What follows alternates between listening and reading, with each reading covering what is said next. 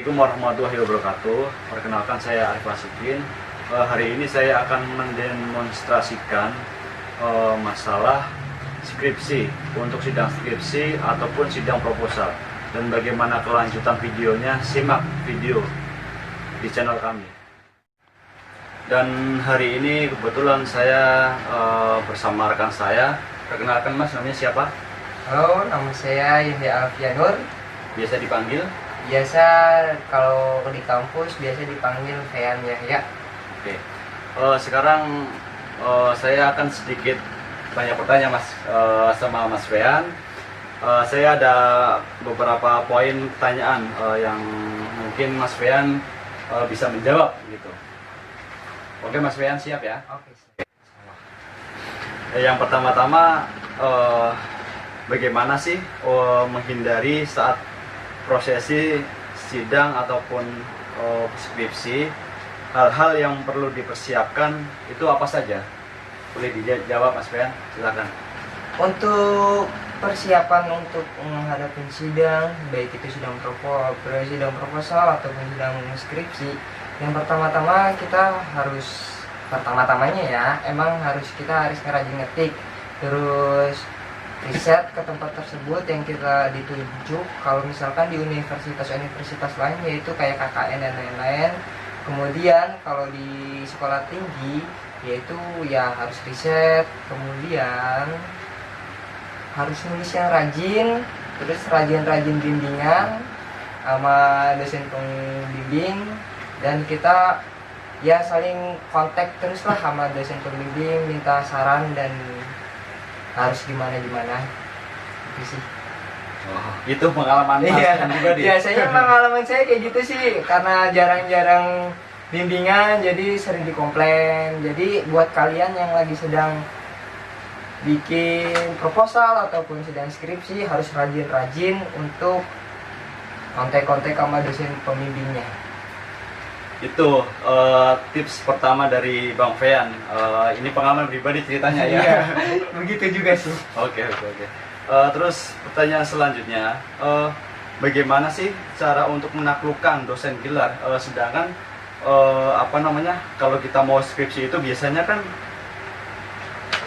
tahu-tahu muncul nih dosen killer gitu. Nah, dosen killer itu seperti apa sih di pandangan Mas Fean sendiri gitu? Buat pribadi saya, ya emang dasarnya menurut saya mah nggak ada sih dosen-dosen killer pada dasarnya. Emang kita udah mendistract orang tersebut sebagai dosen yang killer, yang bahaya. Jadi ya kita jadi kedoktrin terus-terusan, wah ini dosen killer. Ya padahal ya kitanya juga sih untuk menaklukkan. Yang pertama, ya kita sering rajin untuk survei, untuk mendalami tentang riset kita, tulisan kita, harus mendalamin banget semua materi yang bakal kita akan diajuin untuk proposal ataupun skripsi tersebut. Berarti sebetulnya itu nggak ada itu kata-kata dosen killer itu nggak ada sih, menurut saya pribadi nggak ada yang namanya dosen-dosen killer. Emang dasarnya kita udah mendistract orang tersebut, wah ini nih dosen yang bakalan bahaya nih, ini dosen yang wah rese. Nggak ada sih, emang tergantung dari kitanya juga sih menurut saya. Itu dengerin teman-teman, jadi sebetulnya itu nggak ada dosen killer. Mungkin bener Bang Fean tadi, orang tersebut udah mendistract bahwa dosen itu killer, jadinya secara otomatis kita itu udah takut duluan nih, oh bahwa ini dosen itu ini killer gitu. Dan sebetulnya orang lain menilai juga itu bukan dosen killer, malahan orang lain menilai itu dia itu dosen yang paling baik, yang paling istilahnya apa ya, yang paling dekat gitulah. Iya, bisa gitu. Jadi begitu. Oke Mas Fean, sekarang kegiatannya apa aja ya setelah lulusan alumni dari STIMIK Cikarang sendiri?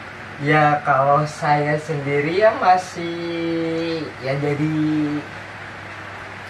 nyari-nyari pengalaman juga, terus juga nyari ilmu lagi, karena setiap yang namanya lulusan IT ataupun sarjana komputer pasti setiap terus-terusan itu pasti harus belajar, ada update tentang ilmu terbaru apa, bahasa pemrograman apa, ya kita harus terupdate karena yang namanya IT itu harus belajar, nggak boleh ketinggalan informasi. Berarti memang harus update ya, walaupun istilahnya status kita itu masih jadi job seeker ataupun kita mencari peluang pekerjaan, artinya kita masih mengolah ilmu kita gitu ya. Betul. Oke. Ya, salah satunya yang ngambil job-job yang apa, Mas bisa minta bantuan ini, bikinin ini, ya bikin website tertentu untuk OL shop yang belum terkenal, ataupun butik-butik, toko-toko yang masih belum ada websitenya, mungkin bisa ke kita, ataupun bisa benerin laptop dan lain-lain. Oke. Itu sih pengalaman juga sih. Seru Mas ya? Ya dibilang seru banget sih. Oke. Terus pertanyaan selanjutnya, apa saja yang biasanya si penguji itu melontarkan pertanyaan yang membuat mahasiswa itu langsung down gitu? Biasanya kan ada tuh sebelum kita memasuki prosesi sidang kan biasanya kita udah men-stake duluan tuh bahwa aduh saya dapat si dosen ini terkenal killer gitu, padahal menurut pandangan orang lain belum tentu killer gitu loh. Jadi pertanyaan apa yang biasanya langsung si mahasiswa itu langsung down gitu? Kalau pengalaman saya untuk yang misalkan pertanyaan pertama yang belum bikin down itu, yang pertama, ini hasil lu sendiri atau dibuatin? Itu yang selalu terbayang-bayang untuk mahasiswa yang lagi menempuh sidang proposal atau skripsi. Ini tuh kamu dibantuin apa beli? Kamu ini bikin sendiri apa tidak gitu? Sehingga si mahasiswanya itu langsung down duluan gitu ya, takut ada pertanyaan itu muncul gitu. Betul. Mas dulu dibuatin apa buat sendiri ya? Kalau saya mah emang buat sendiri sih. Oh, udah expert lah ya? Enggak juga sih. Kira udah expert gitu. Oke. Terus ini pengalaman Mas kan lulusan Eskom ya. Eskom itu kan kepanjangan sarjana komputer. Nah, biasanya lulusan Eskom itu di dunia kerja itu dibutuhkan banget atau enggak sih? Kalau pengalaman dari senior sampai saya sekarang, emang untuk dunia IT atau dalam pekerjaan lingkupan IT itu masih banyak untuk dicari sih. Karena setiap perusahaan ataupun pabrik ataupun ya yang berwirausaha di lingkup yang ada komputernya terutama pasti bakal memiliki dan dibutuhin IT. Jadi setiap misalkan kita berada di Cikarang, kalau misalkan kita di Cikarang ada beberapa pabrik, pasti di pabrik tersebut pasti membutuhin IT. Itu sih yang paling banyak. Ini saya mau tanya Mas secara umum aja. IT itu sebenarnya apa sih? Kalau IT itu menurut saya pribadi itu ya seseorang yang bergerak di bidang komputer, baik itu software, hardware ataupun jaringan, itu bisa dikategorikan dengan seorang IT. Menurut saya pribadi. Terus kalau hubungan IT itu Masnya pasti udah populer kan dengan namanya hacker ataupun cracker. Nah, itu hubungannya IT sama cracker itu apa menurut Mas pribadi? Kalau setahu saya yang saya baca-baca, saya kan emang belum expert juga. Kalau yang hacker itu emang yang jelek-jelek lah, kayak misalnya nyuri data dan lain-lain. Kalau misalnya cracker, yaitu seseorang yang ya baik lah, yang melindungi sistem seseorang atau framework seseorang biar nggak kebobolan atau dicuri oleh hacker tersebut, kayak gitu sih. Menurut Mas pribadi, hacker itu katanya kan hacker itu apa ya, ada sisi positifnya dan tapi kebanyakan banyak negatifnya nih. Nah, menurut Mas Fian sendiri, apakah itu lebih objektif buat buat terutama kita nih yang ahli dalam bidang IT gitu? Kalau bilang kita berbicara ke ranah tentang hacker, saya masih sebelumnya saya mau ngomong kalau misalkan saya juga masih script kiddie, jadi saya juga masih tahap-tahap belajar. Kalau misalkan untuk hacker, biasanya rata-rata itu emang dikenal dengan keburukannya, kayak misalnya nyuri data, nyuri tentang, ya banyakkan sih data sih, dan ada yang tentang manipulasi tentang keuangan juga, membobol uang seseorang, itu sih katanya. Nah, untuk masalah hacker sendiri, biasanya itu dia memanfaatkan sebuah ilmu ya. Ilmu itu berdasarkan dari hasil kuliah ataupun dia otodidak. Coba Mas. Kalau pengalaman, ya saya juga emang bekerja di bukan bekerja sih, emang teman main dan teman kerja juga ada salah satu yang hacker, tapi nggak pengen disebut namanya. Ya ada sih, ya mereka belajar dengan otodidak sih, ya dari belajar dari sumber-sumber luar gitu, ataupun dari dunia bawah tanah lah, bisa dibilang gitu. Berarti apa yang namanya hacker itu mencuri data, dia kan menjualnya kan ke dark web. Dark web itu artinya situs gelap ya, yang di situ dimana si pencuri data tersebut, si hacker tersebut itu dia menjualnya di website yang legal lah, yang legal, yang nggak resmi gitu kan. Betul Mas ya? Bisa dibilang begitu. Saya juga belum berani juga karena saya masih belum expert, masih script kiddie, jadi maaf, sorry nggak bisa bilang. Oke. Iya. Ya teman-teman, sepintas bisa memahami apa itu hacker, dan hacker itu sebenarnya ada sisi positifnya, ada sisi negatifnya. Tapi secara orang awam itu menilai bahwa buruk, karena memang hacker itu terkenal dengan merusak data ataupun mencuri data. Dan kita sebagai orang IT ataupun kita orang ahli programming, ahli sistem itu ya kita memahami kok, kita juga tahu sistem-sistem apa saja sih yang dijalankan di situ gitu, terkait masalah hacker tersebut. Tapi kita hanya mempelajari teori aja, nggak kita mempelajari sistem. Soalnya ya seperti dibilang tadi, apa ya, kita itu masih pemula lah, Iya. belum begitu mendalami dari apa sih itu hacker gitu kan. Oke.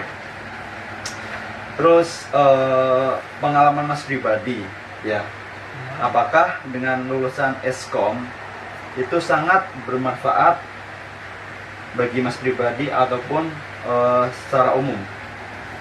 Ya kalau berpengaruh atau enggaknya emang sangat penting juga dan berpengaruh juga, karena setiap kita di lingkupan misalkan di suatu rumah di kampung ataupun di kontrakan, kalau kita anak kos ya, bisa kalau tetangganya ada punya laptop atau punya apa, pasti kalau misalkan ada hang, ada error, pasti kita yang paling utama yang dicari, karena kita yang udah tahu kalau kita kuliah di jurusan IT, ya pasti bisa diuntungkan juga sih, karena ya pasti ada fee-nya juga kalau misalkan kayak gitu dari seseorang, walaupun kita tanpa pamrih juga sih, kalaupun kita ikhlas dan lain-lain.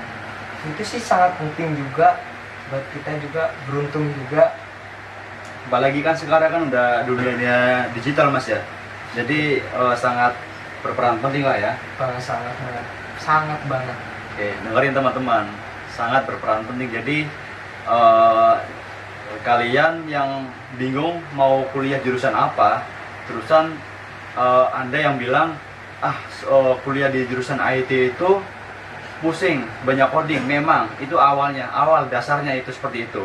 Nah tapi setelah kalian itu sudah sesuai dengan apa kata hati, untuk melanjutkan proses studi mengambil jurusan di bidang IT itu sebetulnya awal prosesnya itu memang pusing. Karena apa? Yang dipelajari itu tentang angka dan angka itu makanya kebanyakan malas mengambil jurusan IT itu ya karena itu. Tapi nanti setelah kamu berjalan semester 1, 2, 3, 4 itu nanti kalian sudah merasa nyaman karena yang kalian pelajari dari awal nyampe proses ke berikutnya itu pasti ada tahap-tahapnya, dan tahap-tahap tersebut kalian bisa diolah sendiri, artinya bisa dipelajari sendiri, dan banyak juga kalian membaca ataupun mereview apa sih tentang IT itu dan manfaat kedepannya itu seperti apa gitu kan. Apalagi sekarang dunia digital ini sangat berperan penting, bahkan buah tenaga kerja yang seharusnya itu dikerjakan oleh manusia ya. Kita sekarang banyak kok perusahaan-perusahaan yang harusnya tenaga manusia itu diambil alih oleh robot.